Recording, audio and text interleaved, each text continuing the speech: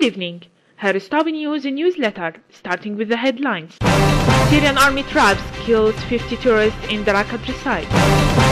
Zarif Kerry hold nuclear talks in Davos. Ansarullah supporters rallied against Yemen's parliament. The Syrian army ambushed and killed 50 tourists in the Brak-Sweda highway in the countryside. The Syrian military units carried out the ambush by detonating a large number of explosive devices before shooting all the militants who survived the huge blast. The Syrian army also targeted the terrorist stronghold on the parent of Asal al-Ward in Al-Kalamoun, killing a number of them. Continuation of the Syrian situation, dozens of families from a Douma area in Damascus countryside managed to escape area under the control of armed terrorist groups and sought protection at military checkpoints.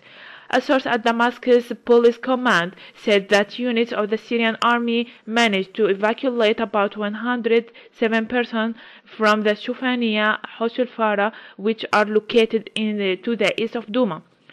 Later, the families were transported to a housing center in the area of Al-Dwar. More than 500 people have fled areas under control of the terrorists in several parts of Damascus countryside in the last week alone, in addition to 800 gunmen from the same area who had turned themselves in the authority. U.S. Secretary of State John Kerry and Iranian Foreign Minister Mohammad Javad Zarif meet for bilateral talks on the sidelines of the World Economic Forum in Davos. Secretary Kerry and Iranian Foreign Minister Zarif just concluded an hour-long meeting in Davos, a State Department source said, without providing more details. The top-level meeting occurred as Iranian and U.S. diplomats officially resumed talks in Switzerland on intensifying efforts to reach a deal on the future of Tehran's nuclear program. 2 days of meeting between Iran's Deputy Foreign Minister Abbas Araghchi and top U.S. negotiator Whitney Sherman began in Zurich. The talks of taking place less than a week after Araghchi met with chairmen and representatives for 5 other global powers in Geneva in a bid to hammer out the comprehensive deal which would rein in Tehran's nuclear program in exchange for relief from a tight network of sanctions. Kerry and Zarif already met last week in Geneva and then again in Paris to discuss the nuclear negotiations. Iran and the P5+1, China, Russia, France, Britain, and the US plus Germany have been holding talks to secure a final comprehensive deal over Iranian nuclear work. Thousands of people have taken to the street across Yemen to support Ansarullah revolutionaries of the Houthi movement. The Yemenis attended massive rallies all over the country to express their support for revolutionaries, chanting "Death to America" and "Death to Israel" slogans. The demonstration came a day after the Yemeni President Abdurrabbu Mansur Hadi and the cabinet of Prime Minister Khaled Baha resigned over pressure from Ansarullah revolutionaries. The Yemeni parliament rejected Hadi's resignation, calling for an emergency session.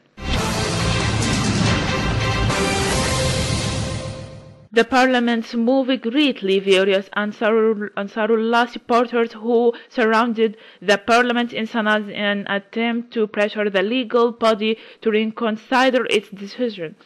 Southern Yemen was formerly an independent country which merged with the North Yemeni Republic to form present-day Yemen in 1990. Yemen has been the scene of tensions after the fighters arrested Ahmad Awad bin Mubarak, Hadi's chief of staff, at a checkpoint in the western district of Hada. One of the main reasons for this difference in Ansarullah accused government for supporting local Al-Qaeda. After the death of King Abdullah, the previous king of Saudi Arabia, it quickly announced that one of his younger brothers, Crown Prince Salman, was succeeding him. The man taking control of the world's top oil exporter is well established in the Persian Gulf Kingdom's corridor of power. He has served as defense minister and deputy prime minister of Saudi Arabia, a vital US ally in the Middle East. Like Abdullah, he is one of a dozen of sons of Saudi Arabia's founder, King Abdulaziz. Salman was governor of the Saudi capital Riyadh for nearly 5 decades during a period of significant change. He had to be a combination of a reformer, a judge, a jury in some cases, and deal with dissent, as well as dealing with economic issues, as Robert Jordan, a former U.S. ambassador to Saudi Arabia, said.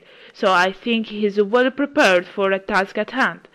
There are concerns about his health. New King Salman bin Abdulaziz also reportedly suffers dementia. He may have various health problems. In fact, that Salman appear in public at all is attributed to his determination to become king, or more likely the ambition of his closest relatives that he should do so, as he wrote. That's all for today. Thanks for joining us. I'm Inas Ahmed. Good night.